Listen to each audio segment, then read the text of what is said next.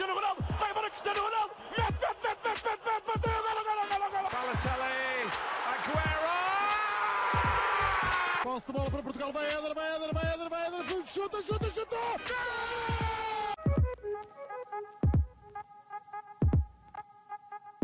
Olá, sejam muito bem-vindos a mais um episódio do podcast do Hispanenca. Eu estou na companhia do habitual Miguel Rocha e hoje vamos falar do sorteio da Liga dos Campeões, dos oitavos, do segundo sorteio, não do primeiro, obrigado UEFA.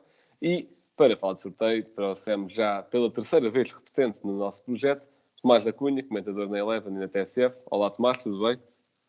Olá aos dois, obrigado mais uma vez pelo convite. Vamos a isso. Nós é que agradecemos a tua presença, obviamente. E antes de começarmos, aqui nós chamamos análise, mas nós, eu e o Rocha, sabemos muito pouco de bola. E numa pergunta um pouco mais informal, Tomás, o quão frustrante é comentar um sorteio que não vale nada? É complicado, acho que é daquelas histórias para lembrar durante uns bons anos, até porque me obrigaram a acordar cedo à segunda-feira. E, portanto, desde logo está tudo dito. E depois é um bocado frustrante porque já estava a preparar-me para ir para uma tarde em que normalmente até tenho muito trabalho, que é de segunda-feira, e tive de empurrar ali umas coisas para a frente para ver se conseguia fazer também o segundo sorteio. Pronto, e lá está. É todo este erro informático da UEFA influencia a vida de muita gente, não só da comunicação social e não só da adeptos, se calhar seria o impacto mais expectável, por causa do nervosismo, mas de muitos outros meios. Portanto, mais uma vez, parabéns, Sr. Seferino, conseguiram estragar mais uma coisa. Agora, sobre o futebol em si, eu vou já partilhar aqui para termos um suporte visual, partilhar aqui o sorteio. Acho que é sempre mais fácil, apesar dos clubes portugueses, do sorteio dos clubes portugueses já te dar um bocadinho de cabeça. Portanto, aqui temos, isso mesmo. Portanto, Sporting Manchester City, PSG Real Madrid, Salzburgo Bayern Munique, Inter Liverpool, Vila Real Juventus, Chelsea Lille, Atlético Madrid Manchester United e Benfica Ajax. Vamos começar pelo dos clubes portugueses. Portanto, Sporting Manchester City e Benfica Ajax. Tomás, achas que há alguma hipótese para os clubes portugueses? Sorteio difícil, sorteio fácil e o que esperar destes encontros? É um sorteio difícil, claro. Para o Sporting, bem mais do que para o Benfica, apesar do Ajax ser também um adversário temível nesta fase, é menos poderoso individual e coletivamente do que é o Manchester City e por isso o Benfica pode ter mais oportunidades de lutar taco a taco pela eliminatória. Embora atribua algum favoritismo até à equipa dos Países Baixos, porque tem características que normalmente não acabam por favorecer o duelo com os adversários portugueses. Porque pressionam todo o campo, porque colocam muitas dificuldades pelo ritmo alto que imprimem em todo o jogo, porque são equipas que envolvem muita gente no processo ofensivo, e estamos a falar de jogadores muito talentosos, como Antony, como Berghaus, como Tadic, como Haller, que foi uma das figuras da fase de grupos, e portanto o Ajax é de facto uma equipa que muito dificilmente ficará sem marcar no Estádio da Luz, e não só. Portanto o Benfica terá de saber e terá de se preparar para marcar golos, e é aí que pode estar a vantagem. Se o Benfica conseguir ser o mais competente possível defensivamente, sabendo a forma como o Ajax ataca, e tiver a capacidade de explorar o espaço nas costas, porque sabemos que o Ajax vai pressionar e com isso vai também dar espaço para as acelerações com bola e não só de Darwin e de Rafa principalmente. Se o Benfica conseguir empurrar o Ajax mais para o meio campo defensivo e se controlar defensivamente, pode de facto ter mais oportunidades do que o Sporting, que apanhou com um dos mais fortes candidatos deste sorteio, à conquista final, desde logo pela influência de Guardiola, depois porque há portugueses que estão a fazer uma super temporada, Bernardo Silva e Cancelo sobretudo, são dois jogadores, não diria anular, porque isso é quase impossível, mas a condicionar da forma mais, enfim, da forma mais eficaz possível. E há outro ponto que joga muito a favor deste City, é que é uma equipa muito imprevisível. Por exemplo, se o Sporting jogasse com a Juve, não haveria muito para onde mexer, não haveria grandes diferenças táticas no plano de Allegri.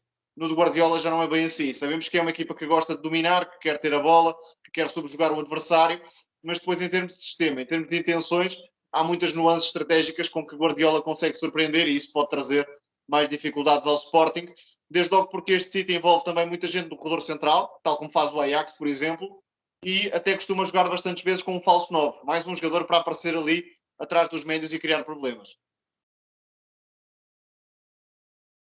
Exatamente, por acaso, uma ótima análise, mais uma vez. E, Miguel, uma análise, se calhar, tua, do outsider, pronto, um outsider, ou seja, representante da Liga Europa, aqui, pelo menos.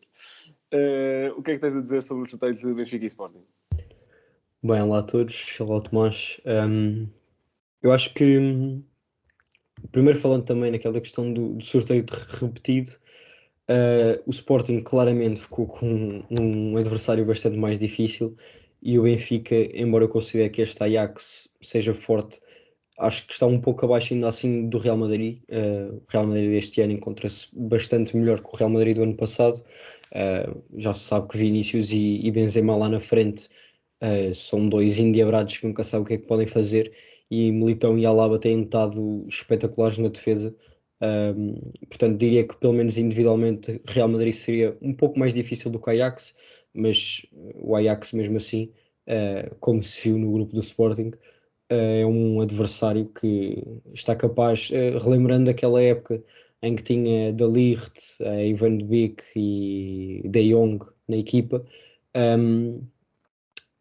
É um Ajax bastante forte e, portanto, eu, tal como o Tomás, diria que é um pouco mais favorito que o Benfica. Contra o Sporting, frente ao City, eu tenho bastantes dúvidas que seja possível o Sporting passar, infelizmente, porque realmente eu diria que, a par do Bayern Munique, o City é o favorito a ganhar esta Champions. E tal como o Tomás estava a dizer, é uma equipa muito imprevisível. Não joga como a maior parte das equipas europeias. A questão do falso 9, ou de não existir uma referência no ataque, é das causa mais dificuldade de todas as defesas que o Manchester City defronta. E o Sporting, claro que vai tentar condicionar ao máximo esse poderio do Manchester City, e também todas essas opções que o City acaba por ter, transformadas certamente pelo Guardiola. E portanto acaba por ser um sorteio bastante mais difícil para o Sporting, porque a Juventus, se a Juventus o ano passado já não é o que era, este ano sem Ronaldo muito menos, embora o treinador tenha mudado e Allegri tenha melhorado algumas coisas nos Juventus. A comparar com o Manchester City, Juventus era uma dádiva para o Sporting, tendo em conta que, melhor que isso, só o Lille diria assim. Mas a verdade é que não existem equipas fáceis neste sorteio. Todas as do pote 1 eram equipas bastante fortes, e está-se a ver que o Lille, mesmo na Liga Francesa, não está mal. Embora não seja o Lille da época passada, ainda assim diria eu. Por exemplo, ele agora que vai jogar contra o Chelsea, o Chelsea também não vai ser um jogo fácil, mas já falaremos disso mais à frente.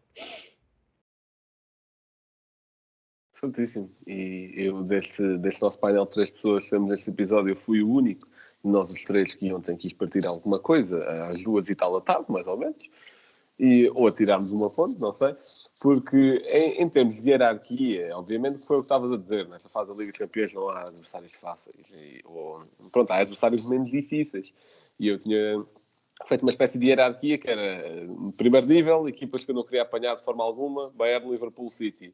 Numa segunda camada, Real Madrid, Ajax. Numa última, pronto, Ajax que eu não podia apanhar, mas enquadrando aqui as equipas todas. E na última seria qualquer coisa como Juventus, Man United e Lille. Era nesse sentido. Porque o coletivo é claramente mais forte à medida que se vai descendo nesta minha tabelinha, se quiserem. Mas quanto ao sorteio do Sporting, já que vem nisso primeiro, obviamente que é bastante complicado, para não dizer quase impossível. Mas lá está, acho que o Sporting pode vir surpreender, porque o Sporting é uma equipa tão bem rotinada que mesmo outra equipa que também seja bem rotinada possa sofrer algumas dificuldades. E, por exemplo, o Sporting, algo que faz de olhos fechados, é virar flanco de jogo, é esticar jogo, é usar a profundidade, não nas costas do adversário, quer dizer, isso também, mas também mais para os lados, e isso é algo que pode criar algumas dificuldades, até porque das principais desvantagens que o Sporting oferece é a transição ofensiva. Duas vantagens: transição ofensiva e bolas paradas. Transição ofensiva, eu acho que vai ser muito difícil contra esta equipa do City, porque transições assim agressivas existe muito na Premier League e eles já estão meio que vacinados para isso, digamos assim. Bolas paradas, acho que mais vale se calhar apostar por aí. Acho que se calhar mais vale apostar numa estratégia idêntica ao que foi na Turquia, contra o Besiktas, em que o Sporting marca 2 gols de canto, por exemplo, em jogadas idênticas. Acho que uma jogada assim seria útil para esta eliminatória com o City. No caso do Benfica, o Ajax é uma equipa, já como vocês disseram, muito impressionante, um ritmo muito alto de jogo, também alguma tendência, ou alguma liberdade para alguns guios individuais, como por exemplo de Anthony, de Berghuis, da Haller é mais resultado do jogo coletivo, dos gols dele. Mas lá está, essa virtuosidade dos extremos é algo que deve ser o fator que mais assusta a defesa do Benfica, porque sabemos que Grimaldo não é assim não tem assim nenhum nível defensivo por aí além, e do outro lado, a ala direita é das coisas mais instáveis da equipa do Benfica esta época. Já foram lá testados 7 jogadores, se não me engano, e é algo que nunca se sabe bem o que é que se pode esperar. Nesta altura, até o central pela direita está a ser o André Almeida. Vamos ver como é que corre o mercado de janeiro. Se bem que já houve fontes do Benfica a dizer que não há desejo de contratar um central, mas eu acho que com o André Almeida para uma eliminatória onde o jogo vai ser os jogos vão ser 180 minutos de ritmo muito alto, é capaz de ser perigoso. Mas lá está, o Benfica também, a principal qualidade é o jogo interior. O Sporting agora no derby conseguiu afastar o Benfica muito para os flancos e anular o Benfica ofensivamente, pelo menos a primeira parte, quase por completo. Se o Ajax também conseguir fazer com essa facilidade, e sabemos que Ten Hag tem inteligência para tal, estão a ver as coisas complicadas, mas lá está, talento individual é muito ela por ela, a matéria-prima está lá, é ver se consegue transformar num coletivo até fevereiro. Portanto, acho que da análise da questão das equipas portuguesas está arrumado. Agora, vou pedir-vos que escolham assim um jogo de destaque dos restantes, obviamente, e podem repetir jogos, obviamente, se bem vos apetecer. Podemos agora começar pelo Miguel. Escolhe um jogo que aches bastante interessante. Bem, eu acho que em termos de competitividade e de ser mais equilibrado, acho que vai acabar por ser o PSG Real Madrid, que vai levar Sérgio Ramos de novo ao Bernabéu. Porque eu, sinceramente, olhando para este jogo, não Navas. consigo. O quê? E Navas também. Exato, pois é. Antes seria Ronaldo a defrontar Messi e o próprio Sérgio Ramos e Varane, que também está no United. Roubarmos esse jogo, mas ficámos com o PSG Real Madrid, que acho que também vai ser interessante. E eu, olhando para este jogo, não consigo terminar um favorito. E sinceramente, no início da época, se me dissessem que o PSG ia jogar com o Real Madrid, provavelmente diríamos que o PSG era titular, era favorito frente ao Real pelas suas individualidades, e acaba por, neste momento da época, não ser assim. O Neymar muito provavelmente já estará recuperado e portanto deverá defrontar o Real Madrid. E como eu disse na análise, por o Real Madrid ter calhado no primeiro sorteio com o Benfica, Vinícius, Benzema, Modric, que também anda a jogar bem, Militão, Alaba, são jogadores que fazem este Real Madrid. O ano passado, principalmente, o Real tinha uma grande fragilidade, e ainda tem quando o Carvajal não joga, que é a lateral direita. Quando jogava o Lucas Vázquez, pá, ele é uma nódoa a defender. Óbvio que ele é extremo de raiz, foi utilizado várias vezes a lateral direito, e isso, um Lucas Vázquez frente a um Mbappé, um Messi ou um Neymar, seria muito difícil de travar. E portanto, eu acho que este vai acabar por ser o jogo mais competitivo. E já agora, não querendo abusar, só destacar também o Atlético Madrid United por o Ronaldo voltar a jogar frente a este Atlético, ele que já marcou 4 hat-tricks frente ao Atlético. Foram os únicos hat-tricks que o Atlético já sofreu. 2 deles do Ronaldo foram em fase eliminada da Champions. E portanto vai ser engraçado ver o Ronaldo a jogar contra o Atlético. Já que pegaste aí no Atlético United, já que era esse jogo que eu ia pegar, posso também já falar sobre isso. E acrescentar que, para além de serem os únicos 4 hat-tricks que o Atlético de Simeone já sofreu, são os únicos 4 hat-tricks que o Oblak também sofreu na carreira. Portanto, o Ronaldo tem uma relação de muito amor a este Atlético de Madrid. Agora, vamos lá ver se essa tendência de Ronaldo a ser o carrasco, agora fazendo um jogo de palavras com o jogador do Atlético, ser o carrasco do Atlético, vamos ver se essa tendência consegue sobrepor a falta de uma unidade coletiva no United, que está-se a notar algumas melhorias agora com o Rangnick, mas ainda nada de especial, também teve pouco tempo de trabalho, é natural. Vamos ver como evolui até fevereiro essa questão e também vamos ver como evolui não a unidade coletiva do Atlético, porque isso creio que existe, mas alguma maior dinâmica ofensiva. Ainda agora no jogo contra o Real Madrid vimos que os poucos lances de mais criatividade surgiam a partir de zonas mais atrás no terreno, como por exemplo com o Depol ou depois com a entrada de João Félix. E o resto deixa tudo um pouco a desejar. E já são críticas que são feitas ao Atlético Simeone há anos e ele lá se vai manter assim, umas vezes corre bem, outras vezes corre mal e vamos ver como é que corre. Eu percebo que o Atlético tem uma identidade muito, muito solidificada pelos treinadores a lá estar há tanto tempo e é exatamente isso que peca o United neste sentido. O United tem falta de uma identidade, mas tem a matéria-prima. O Atlético tem menos recursos, mas também falta ali alguma ligação na questão ofensiva e acho que vai ser interessante por isso mesmo, se essa tendência de Ronaldo e essa possível evolução coletiva do Man United até à altura vai contradizer esta tendência também um pouco negativa, até pelo menos esta parte da época, do Atlético. Tomás, Já agora, desculpa, conta. só acrescentar mais uma coisa deste Atlético. Eu acho que nem recursos, lá está, identidade eles têm e acho que também não são os recursos que lhes faltam. Porque acho que tem uma equipa completíssima, dinheiro para transferências não falta, e portanto o Simeone comprou todos os que queria. Eu acho é que a identidade é tão forte que esse jogo ofensivo nem pertence à identidade de Simeone. Portanto, eu acho que isso é mais uma opção do que falta de recursos para ter. Ok, percebo. Mas um jogo que queres destacar? Concordo com vocês, obviamente. Esses são, de facto, os dois jogos mais mediáticos e mais Champions, vá lá. Porque dá para termos muitas figuras nos mesmos relevados, dá para construir algumas narrativas. Basta lembrar que, por exemplo, Simeone tem um gesto muito polémico na última vez em que defrontou Ronaldo e depois Ronaldo devolveu. Portanto, há também esse lado mais simbólico e mais de rivalidade, vá lá, nesse Atlético Manchester United. Mas o jogo, ou melhor, a eliminatória, grande, em termos táticos, em termos de espetáculo, acho que vai ser mesmo o Inter de Milão-Liverpool. Porque desde logo Simone Inzaghi está a fazer um belíssimo trabalho, dando continuidade ao que tinha feito também António Conte, mas com mais nuances ofensivas. O Inter tem um ataque fortíssimo, não só por Lautaro Martínez, não só por Correa que se lesionou, não só por Dzeko, mas também por jogadores que fazem a diferença no meio campo. Penso, por exemplo, em Çalhanoğlu, que é um jogador fortíssimo no último passe e no remate. Penso, por exemplo, em Barella, que já é um dos melhores médios da atualidade.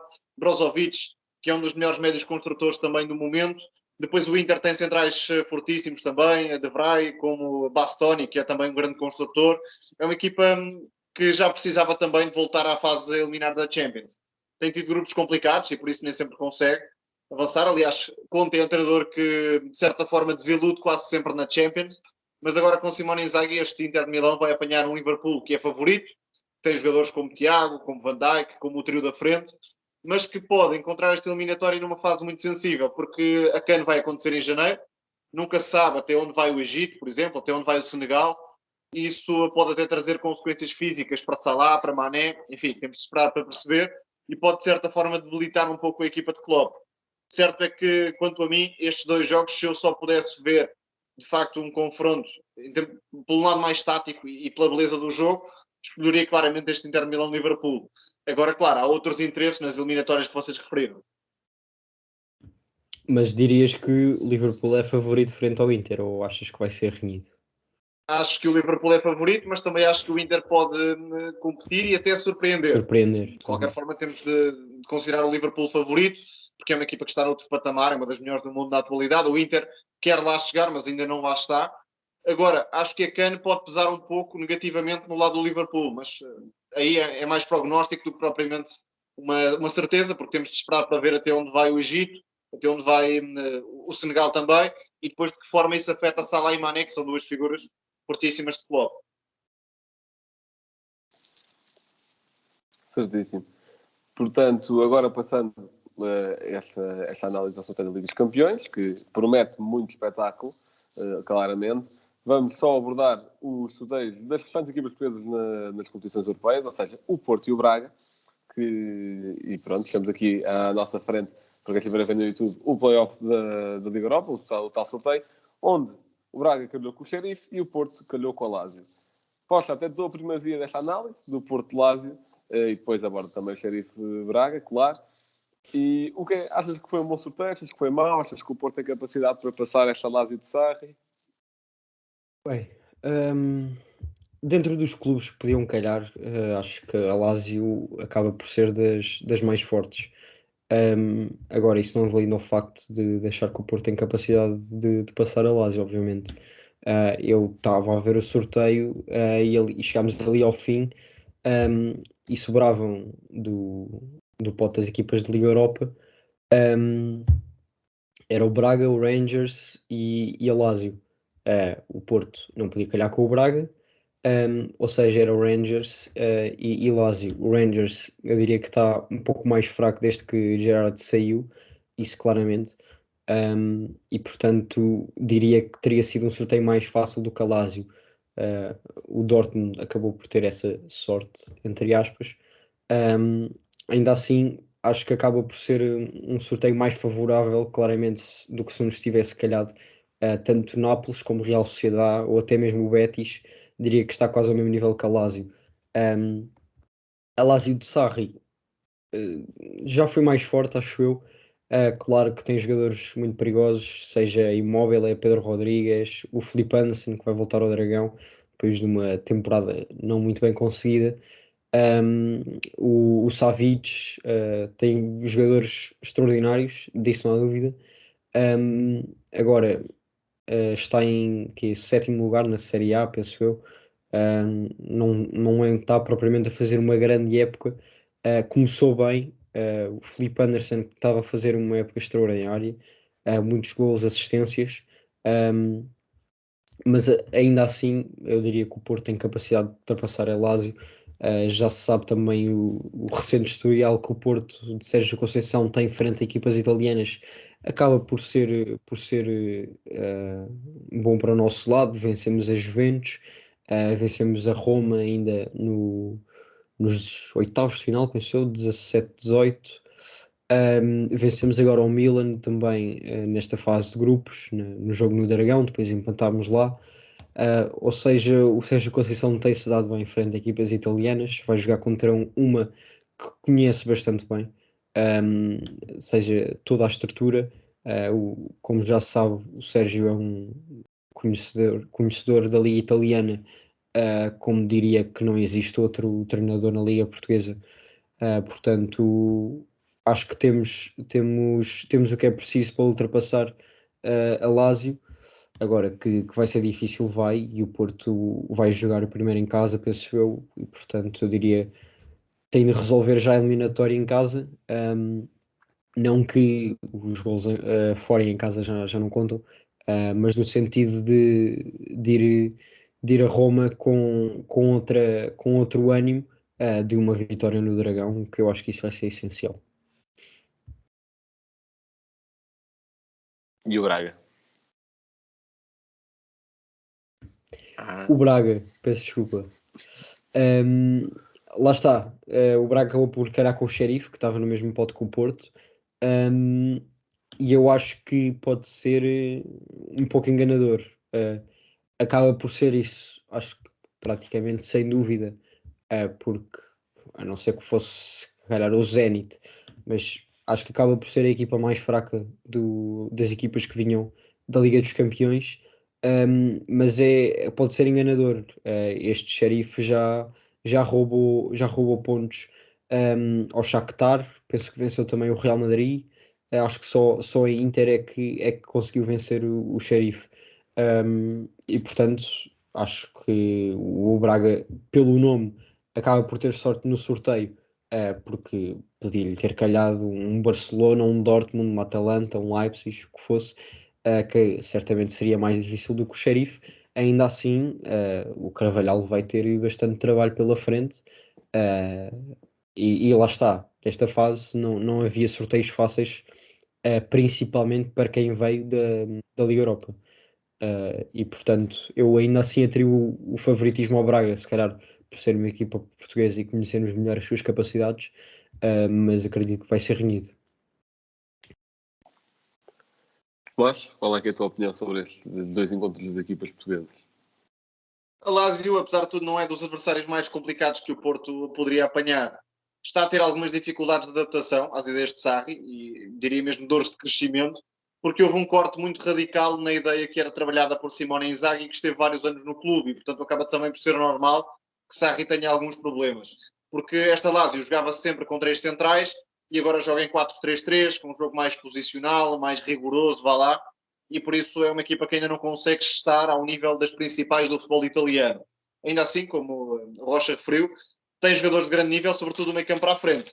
Um dos problemas de Sarri tem sido compatibilizar Milinkovic-Savic e Luís Alberto, que é o principal criativo da equipa no meio campo, e nem sempre tem jogado os dois em simultâneo. Zaccagni também é um jogador a ter em conta, mas de facto depois aquele trio da frente, se for o titular, claro está, tem bastante qualidade. Filipe Anderson é um jogador que voltou ao melhor nível na Lazio, há Pedro Rodrigues, há também Immobile, que é um dos goleadores do futebol italiano, mas é uma Lazio que tem também problemas defensivos e o encaixe no meio campo, por exemplo, pode favorecer o Futebol Clube do Porto, porque se a Lazio quiser sair de forma mais apoiada, o Porto está mais do que preparado para condicionar sem bola, através da pressão. Essa é também uma das marcas táticas que Conceição tem dado à equipa. Quase sempre nos duelos contra italianos tem sido ganhador no plano tático, e por isso eliminou a Juve, eliminou a Roma, também criou grandes dificuldades ao Milan, venceu um jogo e empatou outro, em que até mereceu vencer.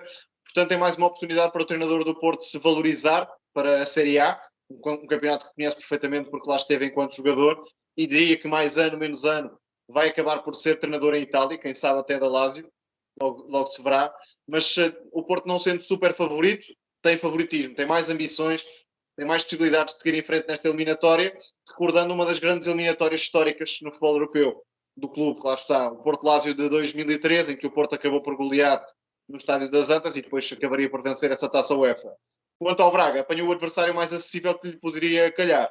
Claro que é um adversário que causará algumas dificuldades, mas abaixo do Sheriff não estava ninguém, no plano teórico.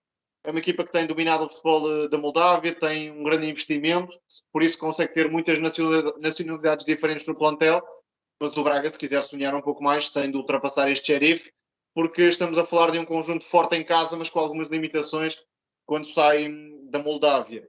Acho que vale a pena lerem sobre a história deste clube, da Transnistria, uma região algo inóspita, vá lá. Mais Futebol, por exemplo, fez um trabalho bastante interessante, e há outros por aí na internet, vale a pena explorar a história deste clube, mas de facto acaba por surpreender porque era desconhecida. Mas agora já não tem esse efeito de surpresa, isso poderá ser prejudicial para esta equipa do Sheriff, que venceu no Bernabéu, foi histórico, foi mítico na Champions League, mas de facto venceu com alguma felicidade. O Real Madrid criou muitas e muitas oportunidades, teve algum demérito e o Sheriff aproveitou. Portanto, agora posso começar por pegar aqui na questão do Sheriff Braga. Concordo com vocês, no tal plano teórico, abaixo do Sheriff não havia ninguém. Mas o Sheriff é uma equipa que se tem destacado, obviamente não pelos recursos que tem, pronto, a nível do futebol da Moldávia sim, mas a nível europeu nem se compara até com os recursos do próprio Braga. Nunca tinha havido uma equipa da Moldávia sequer na Liga dos Campeões.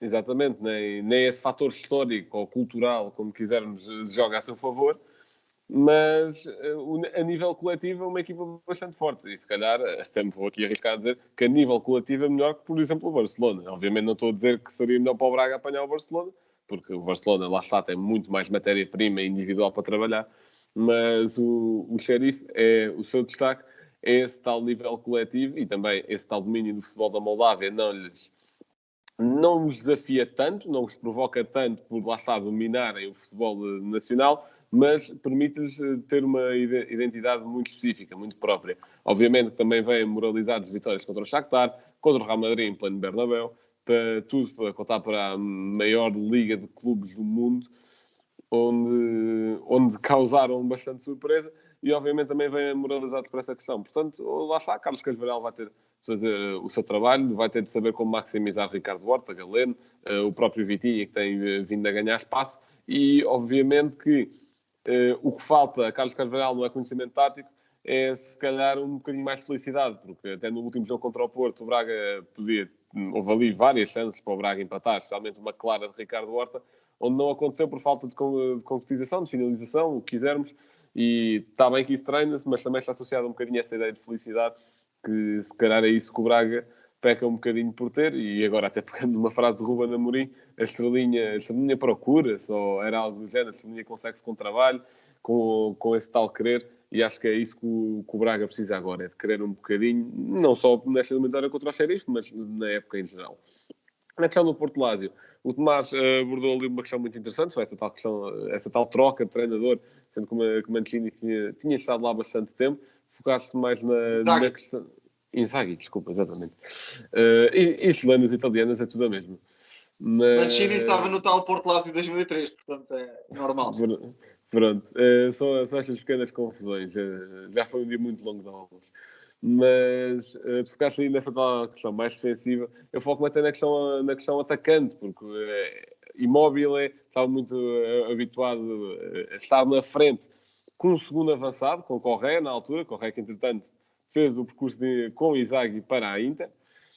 E lá está, agora é um sistema totalmente diferente, num 4-3-3, e essas dinâmicas ofensivas vão-se alterando. Luís Alberto, nesse tal sistema, com 5 defesas, 3 centrais, também estava muito mais perto dos avançados, agora está um pouco mais recuado, e daí, se calhar, essa também dificuldade em conjugá-lo com o Milinkovic-Savic. Ou seja, é todo um processo de adaptação para a Lazio, mas lá está, uma equipa deste tamanho na Liga Italiana não pode ter, por exemplo, esta época inteira de adaptação. Lá está, a Sarri também é muito experiente, também não se pode dar ao luxo de ter essa época inteira. E vamos ver se até fevereiro consegue resolver essas pequenas lacunas. No início da época prometeram muito, agora estão mais ou menos. Vamos ver como é que corre. Na questão do Porto, eu não tenho a menor das dúvidas que o Porto tem capacidade para passar a eliminatória. O Porto nos últimos anos tem-nos habituado a excelentes campanhas europeias, e especialmente contra equipas italianas, Roma, Milan, Juve, agora Lazio. Será só mais uma. Vamos ver se o Porto consegue levar a melhor. Tem a matéria-prima, tem a identidade, tem essa tal questão da pressão, porque as equipas de Sarri, que gostam muito sempre de começar a construir logo desde trás, e o Porto consegue condicionar muito bem esse momento de jogo. Vamos ver como é que corre, mas acho que o Porto tem as ferramentas necessárias, claramente. E estando a chegar ao fim do episódio, Blanco, o teu facto... Pronto, o meu facto é... para quem já ouve podcast, eu sou uma pessoa que tem esperança, que gosta de se prender às coisas positivas do futebol. Portanto, o facto que eu vos trago aqui hoje é sobre o primeiro clube português a ganhar a Inglaterra para as competições europeias. Adivinhem quem foi? Por menos pensei que ias falar do Sporting City. Não queria ser tão óbvio. É assim, o Sporting também já aplicou a maior goleada em Old Trafford para as competições europeias, um 5-0 na Taça das Taças de 1964. Mas não é desse jogo que eu vou aqui falar, nem do mítico calcanhar do Xandão. Venho falar da primeira vitória de um clube português a ganhar em Inglaterra para as competições europeias, que foi para a Taça UEFA contra o Southampton, onde o Sporting ganha por 4-2, com gols de Manuel Fernandes, que marcou 2, Jordão, e um autogol do jogador do Southampton, que foi na época... E agora o tal 5-0 que falaste foi em Alvalade. Foi o Sporting perdeu em Inglaterra e depois virou em Alvalade. Foi em Alvalade, exatamente. E já são tantas goleadas históricas que uma pessoa até se confunde, especialmente contra o Manchester United. Miguel, o teu momento cultural. Já estás habituado, não é? Bem, hoje trago aqui o documentário de um jogador que, estando a falar de competições europeias, já marcou a história da Champions. Ainda não a venceu pelo clube onde está, chegou à final frente ao Bayern, na final em Lisboa, mas não conseguiu vencer. E falo de Neymar, que vai lançar um documentário, sai na Netflix dia 25 de janeiro. Ele que é provavelmente os jogadores de quem se fala mais da vida privada e de quem se manda mais bitites sobre o que é que ele devia fazer mais, e de festas e de lesões e tudo o que há. Pelo que dizem, vai ser tudo contado neste documentário, que tem participações de Beckham, Messi, Mbappé, Daniel Alves, Thiago Silva, o surfista Gabriel Medina, e muitas outras lendas de vários desportos que se dão com o Neymar e conhecem essa vida privada dele. O documentário chama-se Neymar, o caos perfeito, porque na realidade é isso que ele é um caos, pelo menos do que nós sabemos, toda a sua vida privada, mas é perfeito, porque aquela técnica muitos poucos jogadores na história tiveram, e portanto acho que vai ser um documentário interessante. Muito bem, obviamente sendo Miguel Rocha não poderia passar um episódio de Hispaneca sem falar de Neymar Júnior ou de Beckham. Portanto, e agora falou dos dois. Foi 2-1, exato. Exato. Portanto, muito obrigado por terem ouvido. Em primeiro lugar, agradecer ao Tomás a sua presença. Eu que agradeço. E claramente desejar um resto do meu trabalho durante o resto da época. Muito obrigado. Bom trabalho também para vocês. Obrigado. Eu não sei se o que nós fazemos aqui é bem trabalho, mas pronto. É trabalho e lazer ao mesmo tempo. Exatamente. Mas isso também serve para mim, atenção. Ainda bem, é importante gostarmos do que fazemos e pronto.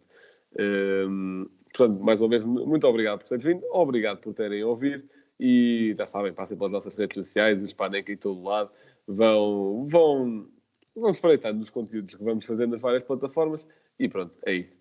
Muito obrigado por terem ouvido e até à próxima.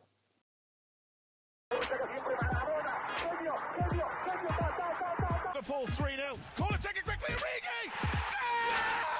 Está isolado Cristiano Ronaldo. Vai para Cristiano Ronaldo. Mete. Bateu. Golo. Balotelli, Aguero! Posse de bola para Portugal, vai Éder, chuta!